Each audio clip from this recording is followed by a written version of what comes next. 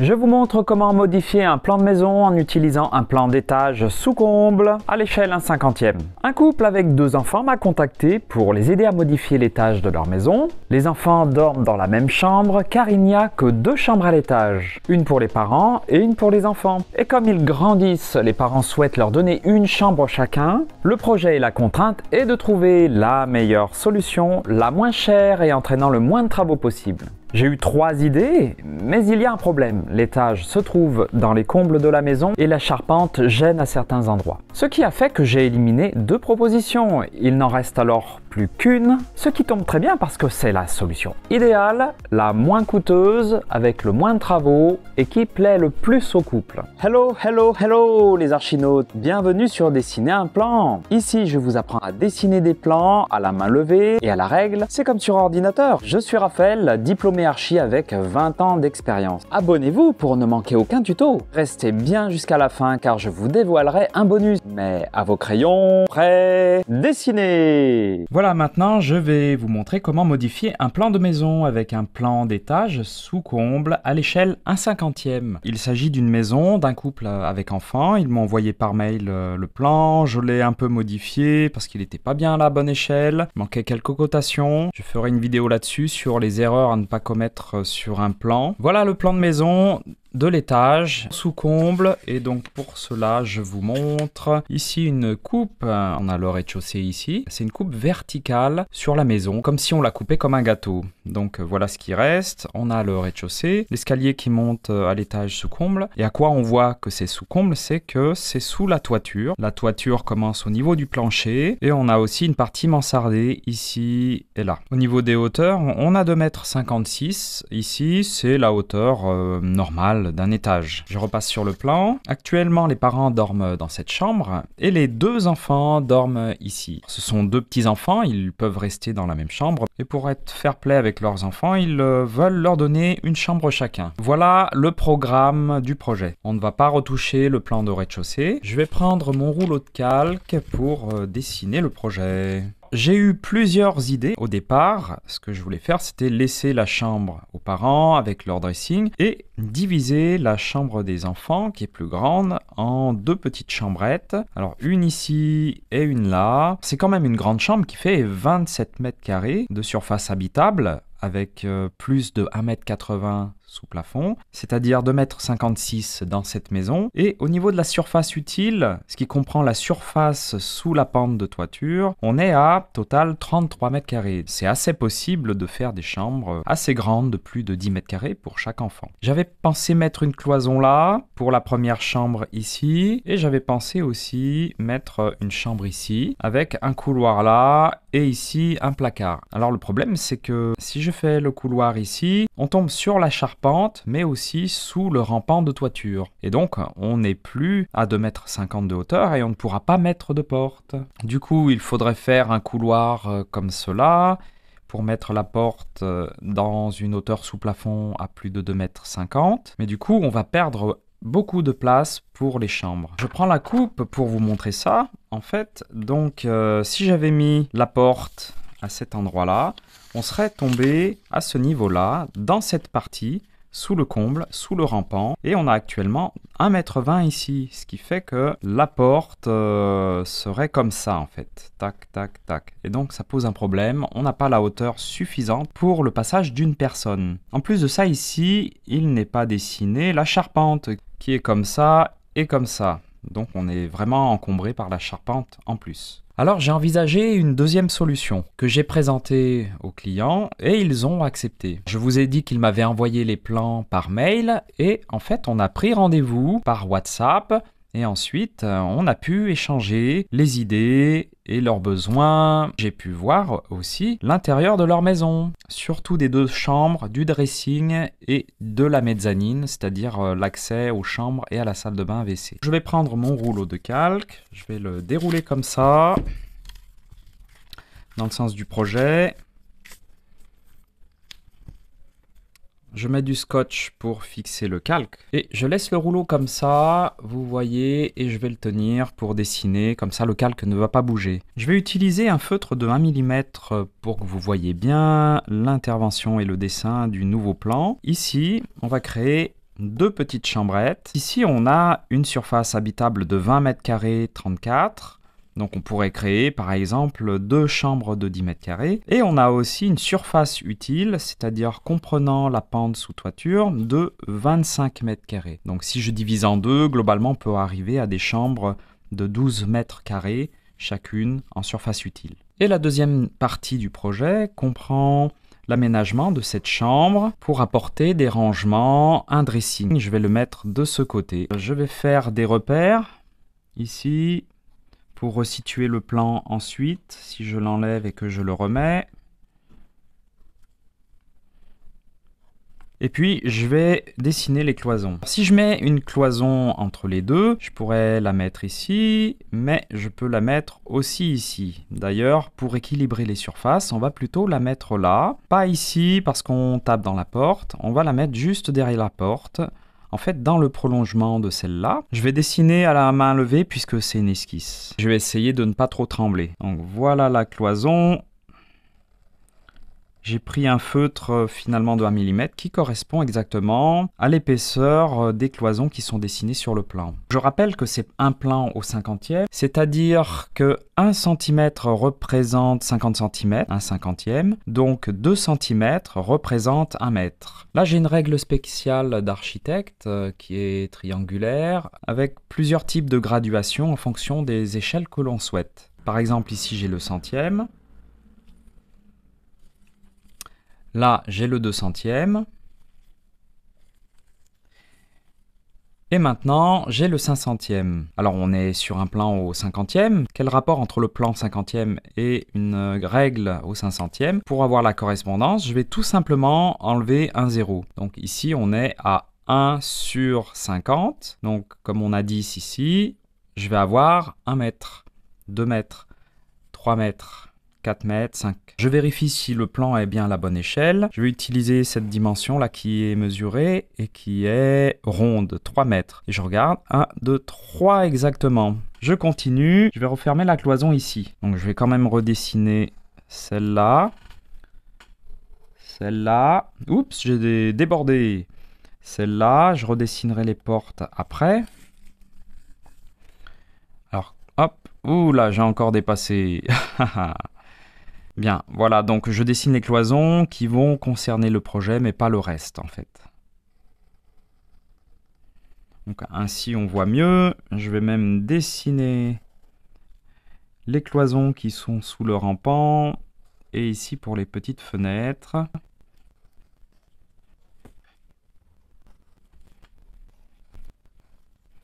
Bien, au niveau des fenêtres, on a 2 Velux ici. Et là, 2 fenêtres. Alors, dommage, je n'ai pas imprimé les façades, mais on aurait pu voir les fenêtres dans la toiture. Ce que je n'ai pas dit, c'est qu'on va intervenir aussi de ce côté. Et je vais vous dire pourquoi en dessinant la suite. Là, je vais m'arrêter ici, puisque je vais faire une petite modification. En fait, je vais redessiner les parties qu'on ne va pas toucher et qu'on ne va pas démolir dans la réalité. La porte. On va conserver cette porte. Celle-là aussi. Bien, je fais des cercles magnifiques. Pas grave, c'est une esquisse. En même temps, ça va être le plan que je vais présenter au client. Voilà, donc j'ai fini de dessiner les parties qu'on ne va pas retoucher et je vais vous expliquer ce que je vais faire. Concernant la partie pour les enfants, on a créé 2 chambrettes, une ici. Je vais vous dire comment l'aménager ensuite dans une autre vidéo. Une deuxième chambre ici avec un petit placard finalement qui est derrière la porte. Et l'idée que j'ai en fait c'est de créer ici un espace pour les enfants qui peut être un espace de jeu mais aussi pour plus tard un bureau pour les 2 enfants. Alors par rapport aux Velux et aux fenêtres, j'ai vu en fait pendant la vidéo, et les clients me l'ont confirmé, que malgré que ce soit des Velux qui sont installés, les pièces sont très lumineuses, autant lumineuses qu'avec une fenêtre classique. Bien, je vais continuer en dessinant cette porte, mais je vais surtout redessiner ça, le conduit de la cheminée, parce qu'en fait je vais ouvrir la porte dans ce sens. Parce que si je l'avais ouverte ici, à l'intérieur, on serait tombé sur cette porte et on n'aurait pas pu ouvrir les 2 portes en même temps. Cependant, ce sera au client de décider. Alors, je vais prendre les mêmes mesures pour la porte ici. Donc on a des portes de 70 de passage. Je vérifie aussi. Je les trouve un peu petites. À partir de là, on mettrait un cadre, passage de 70, un autre cadre, puis la cloison qui vient taper dedans. Je dessine l'ouvrant, 70 cm, et je vais dessiner le quart de cercle. Personnellement, comme je suis droitier, je dessine plus facilement les cercles dans ce sens que comme cela ou comme cela, évidemment, parce que je me sers de ma main pour faire un mouvement de rotation. Et puis, en fait, je triche un peu parce que je mets des petits points ici pour me repérer. Je peux quand même me tromper, on va voir. Bon, c'est un cercle relativement parfait quand même, hein. Je replace le plan dans le bon sens. Et voilà, finalement, nous avons une chambre ici qui semble un peu plus petite finalement que celle-là. Peut-être qu'on aurait pu déplacer cette cloison un peu plus loin pour équilibrer les surfaces. On peut voir ça plus tard. Je vais numéroter les chambres dans ce sens-là en commençant par la plus grande, chambre 1, chambre 2, chambre 3. Par contre, je vais noter CH1, CH2, CH3 seulement pour éviter d'encombrer le plan. Et puis ici, je vais noter jeu, bureau.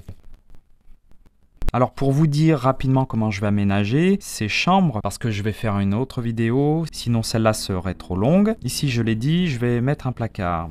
Le lit, on pourrait le mettre là. La partie sous la toiture n'est pas très grande finalement. Mais on pourrait le mettre le lit ici. Et tout autour, on peut créer des rangements en fait sous le rampant de la toiture. Donc si je mets un lit ici, on peut mettre un bureau ou inversement. Plus ou moins pareil avec ces chambres. Sous le rampant, on va créer des rangements ici. Et là, on pourrait mettre un lit sur cette partie toute hauteur. Ou alors un lit ici. Et inversement, donc un bureau, un lit. Ou alors un bureau, un lit. Le lit peut être comme ça ou comme ça. Donc je dessinerai des plans avec aménagement pour montrer au client que c'est réaliste et aménageable. Je vois ici qu'en réalité, en fait, on n'a pas de décoché dans la toiture, dans le cloisonnement. Le plan a été dessiné comme ça parce qu'on fait une coupe à 1 mètre de hauteur. Du coup, réellement, la cloison est ici. Et on a une petite découpe dans la toiture. Je dessine ça correctement ici. Et là, maintenant, on va aménager la suite parentale avec un dressing. Je vais dessiner les tracés au feutre bleu fin. Donc ici, on pourrait aménager des rangements, des placards. Je mesure la profondeur, on est à 60 cm. Et d'ailleurs, on observe déjà des pointillés ici. Ça veut dire que les placards ont déjà été prévus dans le plan de construction. Dans la partie rampant ici, et là on a un placard plus grand, je regarde sa longueur et on est à 1,80 m. Alors en fonction des portes de placard qu'ils vont trouver, coulissantes par exemple, on peut construire la future cloison ici, au départ du rampant. Ce que j'ai pensé aussi, c'est mettre une rangée de placards là, créer un petit couloir et ici mettre une cloison, conserver ce velux qui apporterait de la lumière dans le dressing. Je pense que c'est une bonne chose. Alors par rapport au rampant, là il faut laisser un passage de, on va dire, 90 cm environ, ou 1 mètre. Bien, je vais dessiner tout ça. 60 cm pour le placard. Cela fera vraiment beaucoup de rangements. Donc je dessine des pointillés.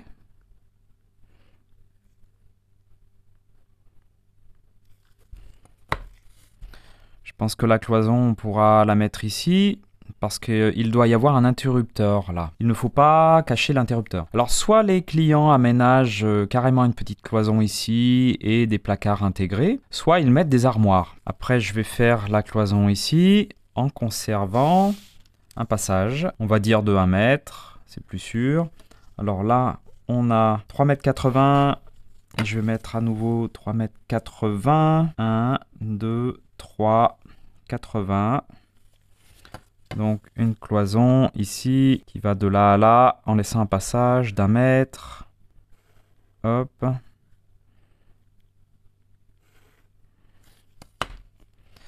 On va mettre aussi un petit retour de cloison en conservant 60 cm de profondeur ici.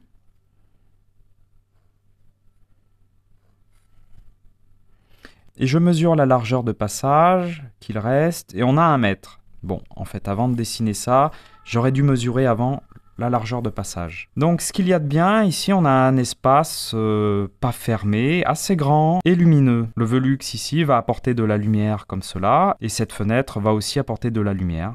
Un peu plus par là. On ne sera pas complètement dans la pénombre et dans un espace fermé. Alors, on peut aussi installer des placards ici sous le rampant. Donc, ce que l'on peut faire... Hop. Voilà. De 60 cm de profondeur. Et ce que j'avais proposé au client, comme on a déjà pas mal de rangements là et là, ce que l'on peut faire ici, en fait, c'est conserver le creux pour y mettre, par exemple, une coiffeuse, un miroir, ou alors un long plan de travail. Et on pourrait même créer un petit bureau ici. Donc, finalement, ce que je vais faire, je vais dessiner un long plan de travail. Ah, hop là, petit problème de stylo. Et ici, une chaise. Alors, une chaise, ça fait 40-45 cm. Hop.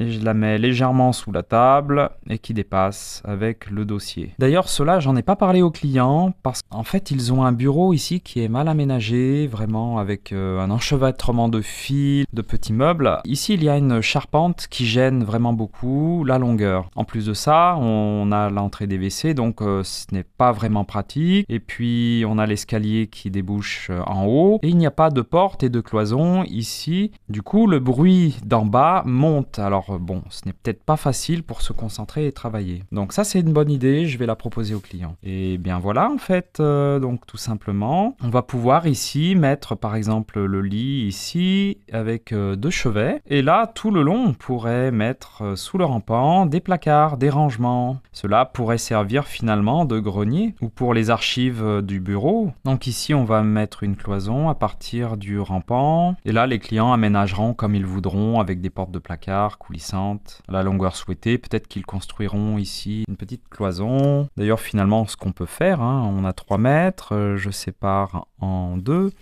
et je dessine ici déjà une cloison. Et ils verront bien. Les placards, on les représente de cette façon-là. Je n'ai pas fixé le plan sur mon plan de travail, alors je peux le tourner pour dessiner plus facilement dans le sens de ma main. Voilà, là on pourrait faire prolonger le plan de travail carrément sous toute cette longueur, ce qui fait qu'on pourrait installer par exemple une imprimante, je pense. Voilà, placard, placard, placard, placard. Ici aussi, finalement, en fait, je pourrais dessiner des placards tout le long, Et même ici, ben voilà, je vais mettre au propre cette partie-là pour y voir plus clair. Donc une cloison là. Oups. Again. Là. Là. Et là. Puis là. Alors ce qu'on peut faire aussi, finalement, cette cloison pourrait ne faire que 2 mètres de hauteur, car on a 2,56 m de haut dans la chambre, et du coup avec une cloison main haute, ce Velux pourrait apporter aussi de la lumière dans la chambre. Et on aurait aussi une impression d'espace beaucoup plus grand. Je dirais même que cette cloison pourrait faire 1,80 m de hauteur. Donc finalement, je crois que ce plan, je vais le continuer à fond avec les placards là et là et là, comme il est relativement propre et que c'est un premier jet que je vais envoyer au client. Et je pense que même je vais laisser en bleu les aménagements. Comme ça, on voit bien la différence entre ce qui est construit et l'aménagement. On crée des placards tout ici.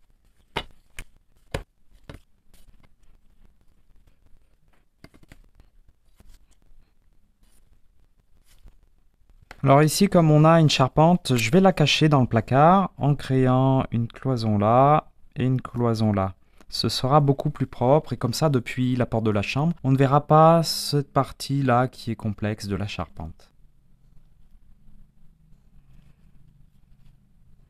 Ici, je vais continuer les petites cloisons pour le placard qui sera ici et ici.